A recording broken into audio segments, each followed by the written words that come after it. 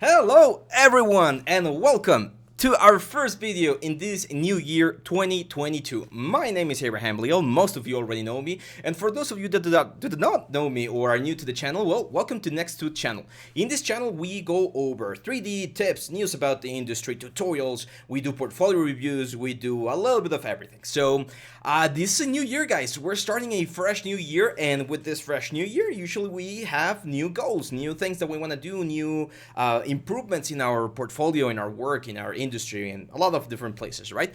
So I wanted to take this first video to give you a little bit of an overview of what we're going to be doing, okay? So I actually forgot to get the January calendar.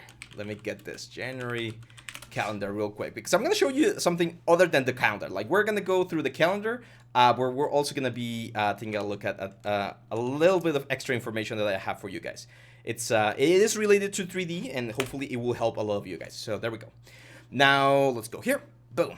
Perfect. So this is January, and I want to make sure that we're all on the same page in regards to the main events that we're going to be having.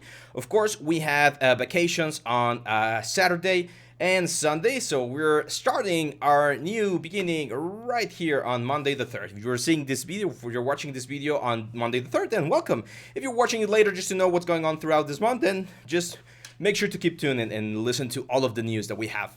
On the 15th and the 16th, we're going to have our first portfolio review of the year. For those of you that are unaware, every 2 weeks roughly, we have a portfolio review where you guys will submit your work, your renders, your animations, your portfolios, your ArtStation links, and we review them here on the channel. It's mainly to give you feedback, to give you like a couple of pointers that you can do, which pieces to keep, which pieces to probably like store or have somewhere else, and in general, like how to better present your work, okay?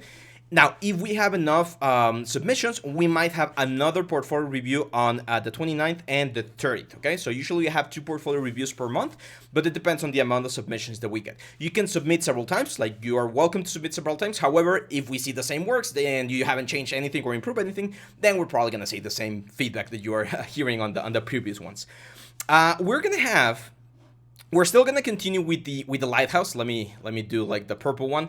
So the lighthouse is gonna be all over the place. Sometimes we're gonna have a lighthouse. I think probably like this Wednesday and Thursday we're gonna have a little bit of lighthouse things. But I want to go back to what we used to do a couple of months ago, which I think was working really well, which were the mini projects and the main project, which is like a small project that you guys can follow along and create something cool. Okay, so we're gonna have our first mini project next week. So on Monday, Tuesday, and Wednesday of next week, that's gonna be mini project. Let me see if I can write this down.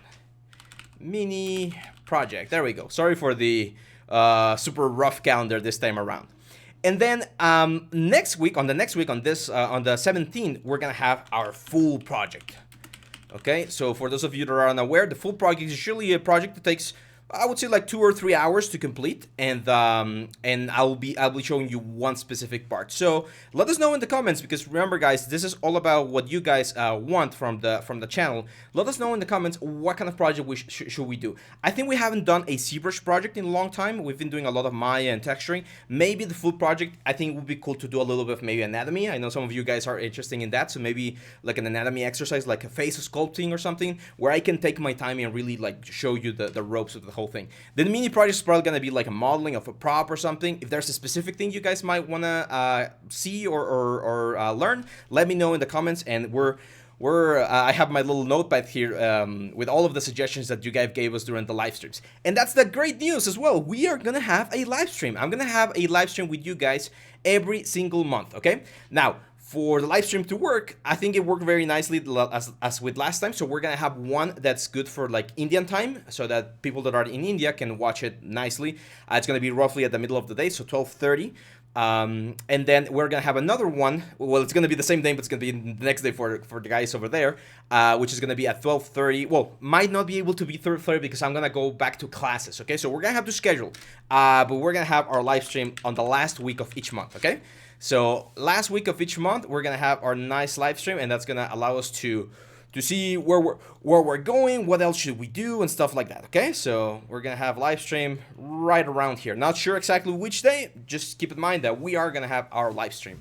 Other than that, keep in mind, Alejandro might be giving us or showing some videos throughout the month as well. So if you're a Blender user and you want to learn specific things about Blender, let us know in the comments as well, and we're gonna take all of that into consideration. Okay, so yeah, that's it in regards to like the first big news, which is January, like the overall thing. We're gonna continue with Lighthouse. We're gonna continue with a lot of different topics. Some people ask for like UV tips, some modeling tips. There's a lot of things to talk about. 3D is always growing and always improving, so there's so many things that we can talk about. Now, that's pretty much it about January. I want to talk about something really interesting, and that's New Year's resolutions, right? So most people, I would say most people, will have some New Year resolutions. And New Year resolutions are those things that we normally do. I know some other cultures, and maybe in India it's a little bit different for most of our audience, but sometimes they have the New Year on different types of the year, not in January, but like I know, for instance, in China, I think it's like February or something, in Chinese New Year. So it doesn't really matter when your New Year start. This is a couple of techniques that I want to share with you, because resolutions tend to be one of those things that we're very like motivated at first, and then by February we're completely like got done and we haven't done anything and we're not improving, right? So this thing that I'm gonna show you is a kind of like a mindset, or like a little bit of a strategy that you can, it's just a method. It's called a method. It's called the SMART method. And I learned this from my wife. My wife, she's a psychologist, and she teaches a lot of high school kids. And this is one of the topics that she used to teach before the baby was born. Right now, she's taking care of the baby. But yeah, this is the SMART method. So I'm just gonna go very, very quickly with it and show you how I'm personally using it for my 3D career, okay? To keep on improving my 3D career. So the SMART method makes us kind of like analyze and divide any goal that we might have into 5 specific like characteristics that that goal has to have in order for us to be able to achieve it in a smart way, okay? So the first one is specific. The thing that we want to do needs to be specific. So if I say, for instance, I want to learn 3D, that's great, but that's completely non-specific. Like, what specific thing about 3D do you want to learn? So I'm going to give you one example, and hopefully in a couple of months, I'm going to be able to show you my progress. So I want to learn, for instance, explosion. Okay, I want to learn how to do VFX. I want to be able to do this sort of stuff because I've never done this thing in 3D. This is not one of the areas of 3D that I know how to do. So I want to learn how to do an explosion in 3D. That's a specific. Perfect. Great.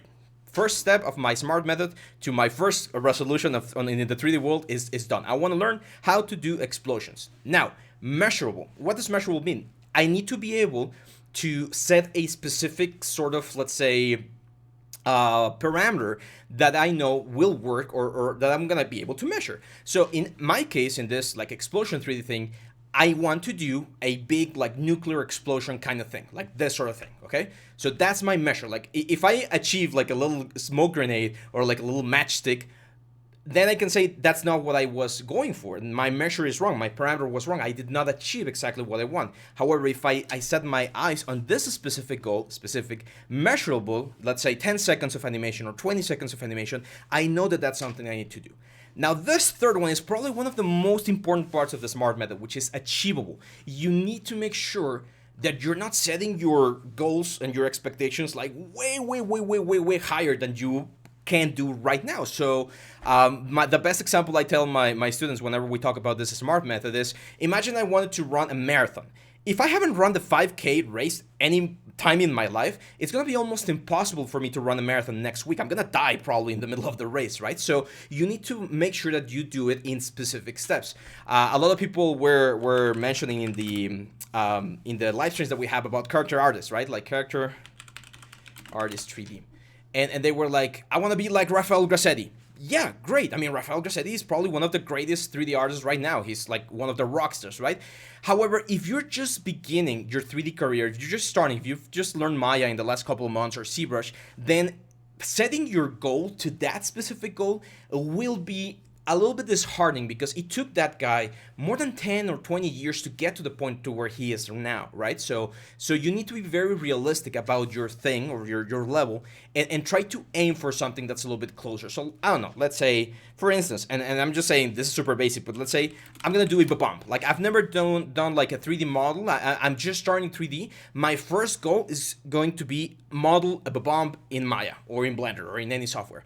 If you've never done 3D, this is a perfect goal because the model is relatively simple. It does have a couple of things that are challenging, and you will learn. You will get your goal ready, and you will improve as a 3D artist. Rather than saying, I want to model, like let's say you're completely new, and you say, I want to model Arthas from Lich King, right? Like perfectly, like the way it's on the cinematic.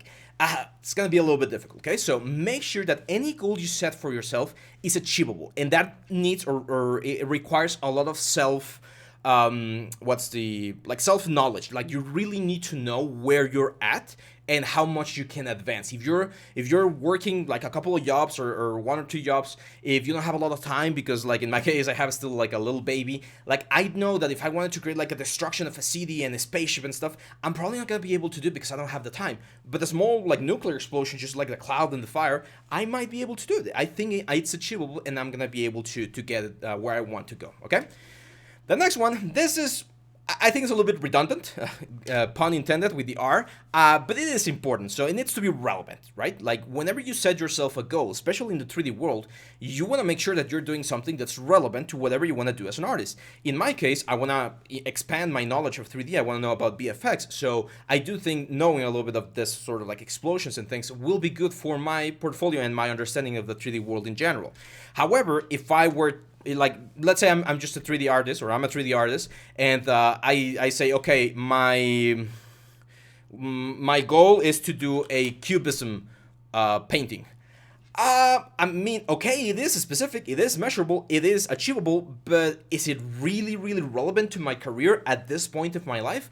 Not really. I'm not a fine artist. I'm not going to be doing this sort of things to make a living. So maybe even though it fulfills all of the other metrics, it's not really relevant to my main goal this year, which is to increase my 3D knowledge in areas where I feel I need more information, okay? So be very mindful here. Just be very mindful that whatever you're doing is relevant. Same thing, I think I did mention this during the live streams. People were asking, if I want to do realistic art, should I do stylized characters? Not really. If you really want to be a realistic art character, do realistic characters. That's it. Like, because you don't want to have your portfolio be a stylized character and then getting job offers to be a stylized character artist if that's not what you want to do. You know what I mean? So you really need to focus on what you want to do. Okay, that's the relevant part of things. And finally, this is, I think, one of the most important ones, and we're gonna kind of like connect this with the next little tip that I'm gonna give you about time management, which is time-based. Okay, so one of the worst mistakes that we can do is procrastination, right? Like we say, I want to do this, however, I don't set myself a little time frame to know what I'm gonna do. So I'm gonna do a little time frame for myself right now to show you how I would do this. So based on the amount of work that I have and the amount of things that I need to do, it's probably gonna take me at least 6 weeks to learn what I want to do. I know that if I had all the time in the world and no responsibilities, I could learn this in like 3 or 4 days, probably, like full days, right? But given that I'm gonna take some time, it's probably gonna be like 6 weeks until I can finally like show you this very nice like explosion scene. So I need to divide these weeks into like a little plan on what of what I want to do. Okay, so let's say that's week 3, week 4. Week 5. Now you don't need to do this, but I do recommend that you at least have a general like time frame on your mind so that you know when you want to be able to say, I finished this goal, right? So my first week, which is this next week, I need to do research. Okay, so I'm gonna do research and I'm gonna find out which software I want to use. Am I gonna use a plugin? Am I gonna use things that are already in the softwares, like in Blender or in Maya? Am I gonna use like another add-on or another software that I'm gonna learn? Like I'm gonna do my research about what's the best way, or what way will work best for my pipeline. Okay, so that's gonna be my first week. Second week, I'm probably gonna do tutorials. Okay, so I'm gonna look for tutorials. I'm gonna look for information, documentation, like everything that I can to start knowing about how things work before doing anything, before going into the software and doing anything. Tutorials. Then I'm gonna start with tests, small tests, like maybe just like a smoke bomb, maybe just like a little flame, maybe just like a, I don't know, like a torch or something. Like I'm gonna start small, just make sure that I know how the workflow works before I try something big. Then I'm gonna start with like the big project, right? And I'm probably gonna take like 2 weeks on the big project, and then the final week it's probably gonna be my render, and I'm probably gonna do a little bit of composition and stuff. So I'm gonna say render and composition.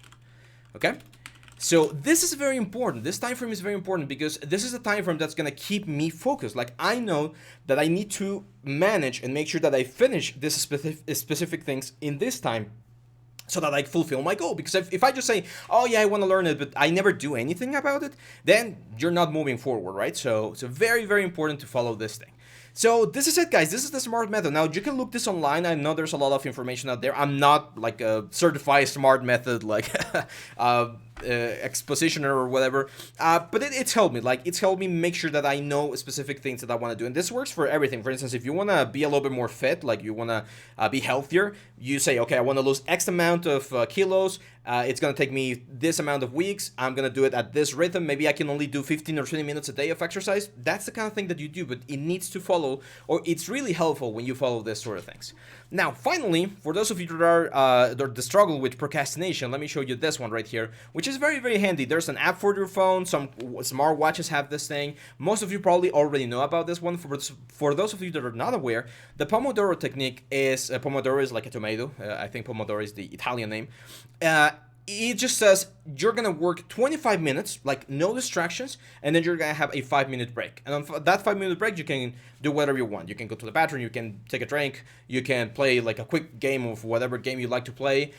Just 5 minutes, and then you go back 25 minutes, just full focus, 25 minutes, and then 5-minute break. You do this 4 times, so 2 hours pretty much, 2 hours of time, and then you take a long break, which is like a 20 or 30-minute break, which you usually will use to eat or rest a little bit. But the important thing is you need to like step out of your computer or wherever you're doing and go somewhere else. And this Pomodoro techniques works really, really, really well in 3D because we tend to get distracted very easily. I tend to get distracted very easily with like YouTube and Reddit and Facebook and WhatsApp and stuff. So whenever I use this technique, whenever I need to deliver something and I'm like, okay, everything is off, I put on my locks on Google Chrome and stuff, and then I focus, I get my stuff done so quickly. So if you guys struggle with procrastination and one of your New Year's resolutions is to work on that, this is one that I really, really recommend.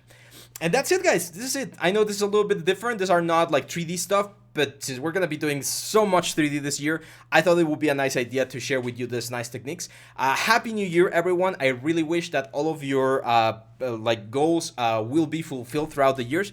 If there's anything I can help you with, leave it down here in the comments, like any information, any specific things that you want to learn about 3D throughout this year, throughout this month, let us know, and we here at Nextude will make sure to help you out, okay? So I'm really, really happy to be back, guys. The little week that I used to get some energy was great, so I'm completely refreshed and ready to go. I'll see you back tomorrow. Bye-bye.